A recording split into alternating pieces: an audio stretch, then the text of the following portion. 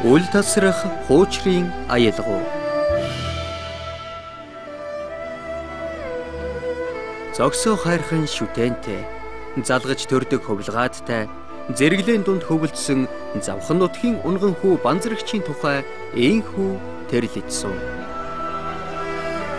Цас цагаан хайрхан отхон тэнгэрээ шүтэж, их уулын бэлдэх даян хайрханаараа хүрээлүүлсэн тунгалаг ариун мөрөн завхан голоороо тэтгэгдсэн завханчууд бэлэг авьяас хутагт хувилгаад цэрэг армийн олон алдартнуудын өлгийн нутаг билээ. Хүний сэтгэлийг хөг аялгаугаар аргадаж, уйтгар гуниг баяр жаргалтай мөч бүхэнд үл тасрах содон аялгау чихнээ сонсогдож үлдсэн байдаг. Урлагийн их замын уртад банзрагч гэхээсээ илүү хуучрын банзрагч гэдгээр ард түмнийхэн дунд хүндлэгдэж ирсэн. Одоо бидний дунд байхгүй ч уран бүтээл хөг аялгау нь байнга сонсогдож, үргэлж дэргэд явдаг гэлтэй. Хуучир хөгжмийн банзрагч хэмээх энэ сайхан буурайн талаар өгүүлэх дурсамж их бий. Аабман 1936 онд Завхан аймгийн Шилүүстэй сумд төрсөн. Манай ээж Завхан аймгийн Шилүүстэй сумын хүн, Палмын Ороцоо гэж хүн байдаг. Би энэ айлын отгон хүү бол төрсөн. Миний аавын амьдрал бол соёл урлагаас салшгүй. Миний амьдрал ч гэсэн соёл урлагтай. Ойрхон болох тул миний аавын өөрийнх нь одоо над сургаж байсан, ярьж байсан, хэлж байсан, хүмүүж байсан энэ бүх зүйлнүүд соёлын тайртай, соёлын үгийг хайрлах, соёлын биет болон бит үгийг хайрлахад бол одоо их бараг бичгтэйгөө хөл болсон гэхэд болно доо.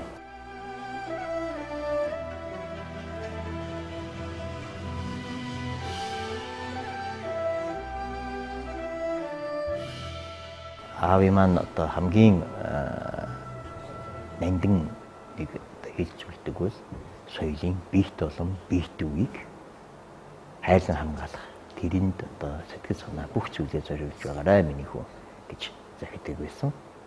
Анх манай өвгөнч урлагийн газар 13 настай ансамблд ажиллаад одоо үлдэр урлагийн ажлыг байгуулж явж байгаа.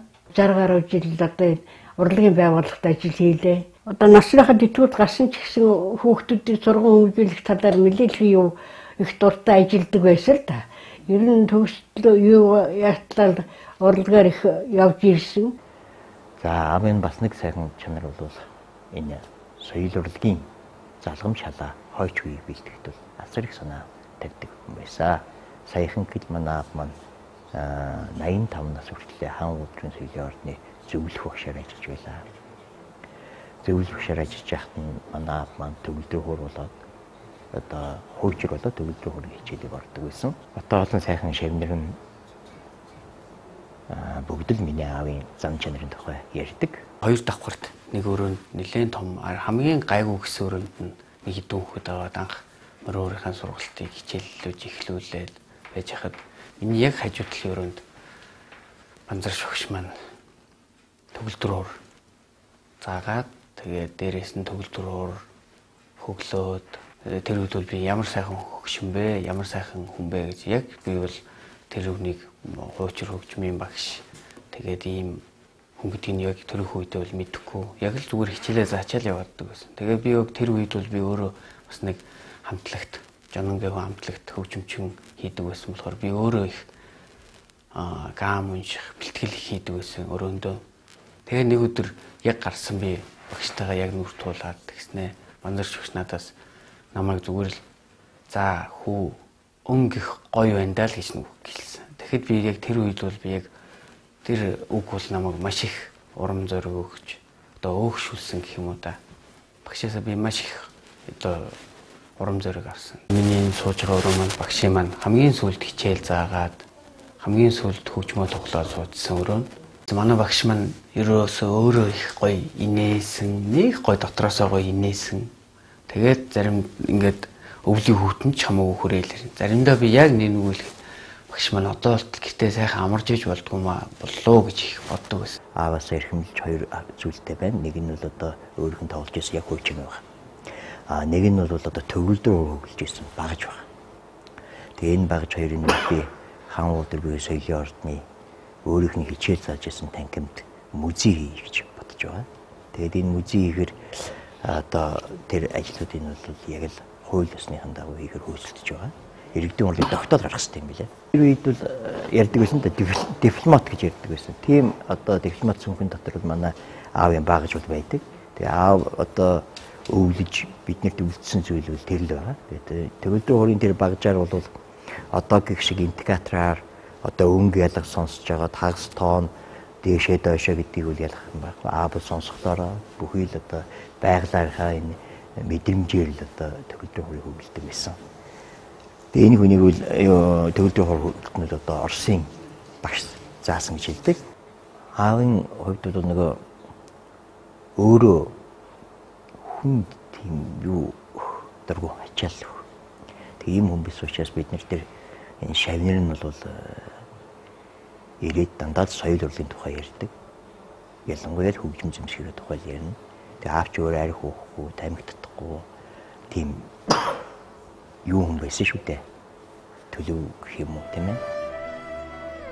Монгол улсын соёлын тэргүүний ажилтан хуучирч Банзарагчгай уран бүтээж болох замдаа эхийг бодож тунгааж явсан гэдэг. Тэрээр энхүү хуучилж байсан юм. Намайг багш байх үед Жамин багш өрөөнд орж ирээд сурагчийн хуучрыг авч суугаад ардын дуу тоглож байтал мөрдөрж багш орж ирдэг юм байна. Хоёулаа нийлээд хуучир тоглолоо. Үнэхээр гар нийлж байлаа шүү. Гэтэл Чимэд орж багш мөн л ороод ирлээ. Би өмнө нь Чимэд орж багшийг хуучир хөгжим тоглож байхыг ер хараагүй юм. Ингээд 3 багш маань нээлж суугаад хуучир хэмээхийн авгаа хөгжмөөр ардын дуу сүнжид маг сэтгэл сэргэж нэгийг бодогдтол хөгжимдөж билээ.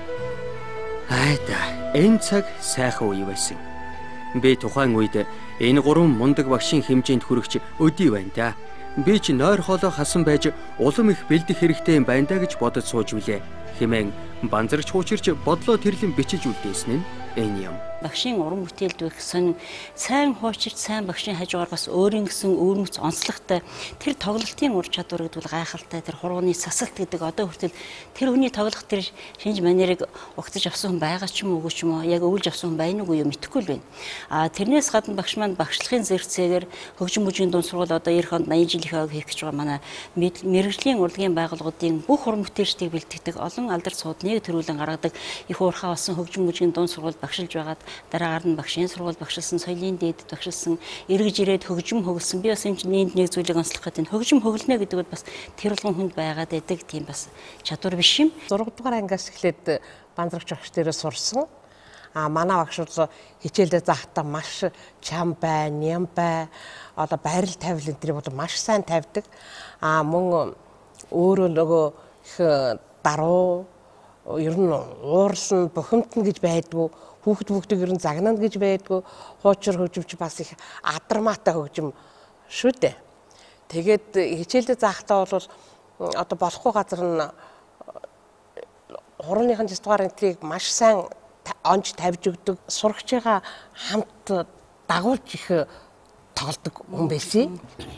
Угаасаа их зөөлхөн амьдралдаач тэр одоо ажилдаач тэр шавнартай хандж байгаа, үр хүүхдтэй хандж байгаа бүх тэр хандлага нь бол их зөөлхөн. Ярихтаа хүртэл бараг ингээл аашгүй ингэж яагаад хэлдэг тийм хүн байсан байхгүй. Тэгээ ер нь бол ардын манераараа бол манай багш одоо бүхнээс илүү дээ. Гэхдээ бид нарыг сурч байсан үед чинь нөгөө програмд ардын тэр манер гэж байдгүй байсан тийм биднээс сүүлийн үед манерын хичээлж ордог болсон тийм ээ. Одоо л тэгж сэргэж байгаа болохоос шүү. Тэгэл бид нар чинь заасан хичээлийн сурчгаал 45 минутны чинь тий 30 юм уу 35 минут айгуу сайн хичээлээ одоо би давтаж ирчээл үлдсэн хугацаанд багшаараа тоглоулах гэдэг. Тэгж их яадаг гэсэн.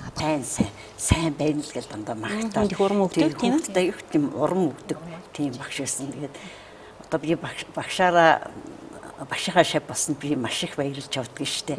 Насан туршдаа намайг хооллох эрдмийн зааж өгсөн. Нөгөө багшийнхаа одоо заасан бүх юмнаас л сургалтанд хэрэглээ. Одоо хүртэл багштай явж байна.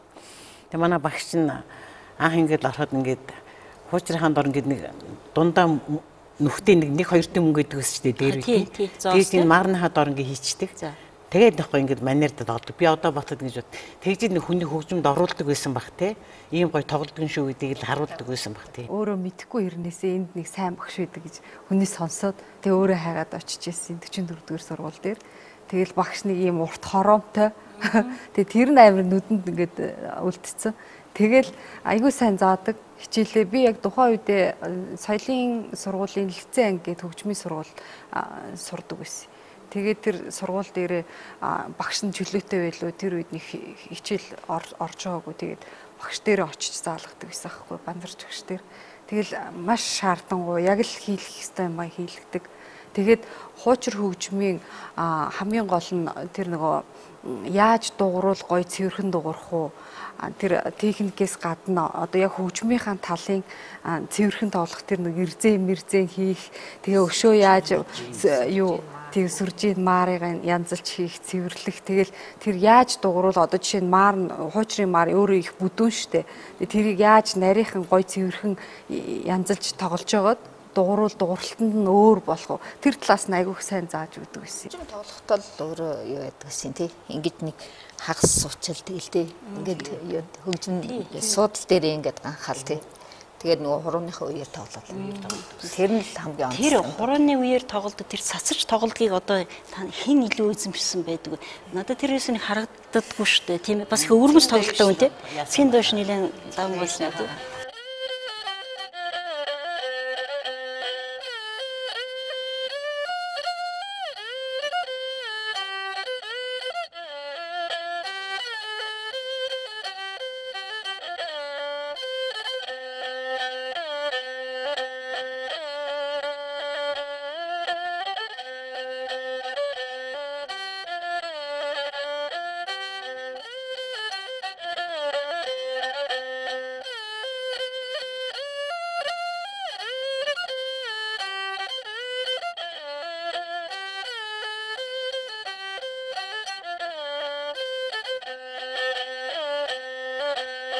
Өөрийнх нь одоо гараар бичсэн. Энэ өөрийнхөө гар бичмэл үү? Тийм, гар бичмэл нэ. Тэгээд би санал тавьж ирсэн. Багшаа хоёлоо ардын маньяртай тийм ном гаргая хамтарч. Тэгээд мань хүн хөх дуртай зөвшөөрөөд өөрийнхөө гар бичмэлээр надад энэ нэг одоо тайлгаж болохынхаа өмнөх нь хэлдэг. Өгсөн.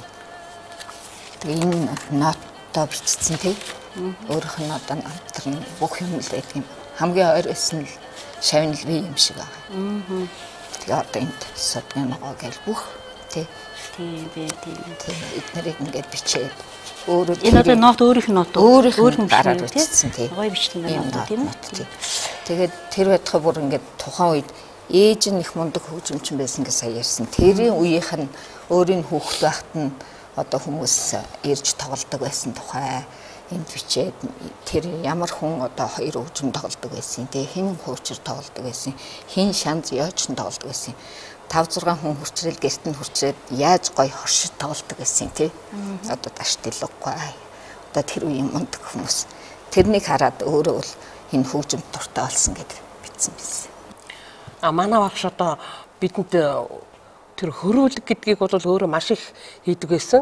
Одоо Оросын баяны сурхаас бас их хөрвүүлдэг байсан багш тий. Тэгээд өшөө Монгол зуунуудаас муугийн дан бичсэн нотонд хөрвүүлэг хийж төгөлдөр хууртай болгож энэ төр бидний тоглолт байсан жишээлбэл Монгол бүжиг гээд байна, торгууд бүжиг энэ төр гээд тэднүүдийг бүгдийг хөрвүүлэг хийж ирсэн.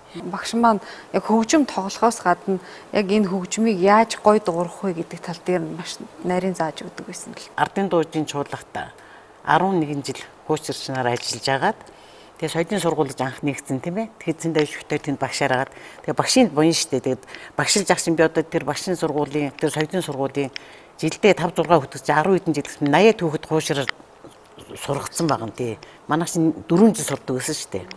Тэгээ одоо бас энэ багшийн сургууль нэг хөгжүүлэх сургууль гэдэг дугуйлан ажлууд одоо тийм тойроо төвхтэй. Тэгээд ингээд багшийн тарьсан үр ингээд цаашаа явагдаад л штэ тий. Тэгээ манай багш бол одоо маш сайхан сэтгэлтэй их сайхан уян зөвлөн тийм хүн тэгээ яг жоохон үг зүйтэй тийм загинж магадгүй аюу сайхан юмыг зааж өгдөг, дагуулад хөгжимчдөг тийм их сайхан сэтгэлтэй сайхан багш байсан. Тэгээд энэ сайхан багшаар багшлуулж зааж одоо ингээд бүх насаараа одоо багшийнхаа зааснаар л одоо ингээд тоглоод л явж штэ.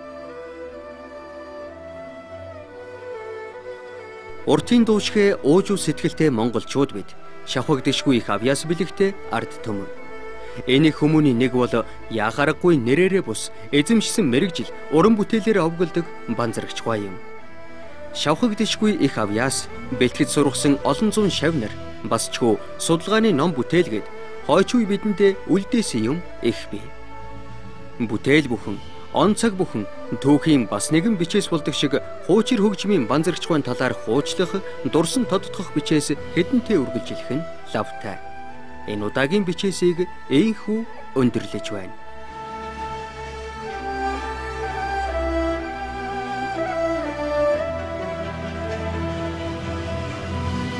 Үл тасрах хуучрын аялгау.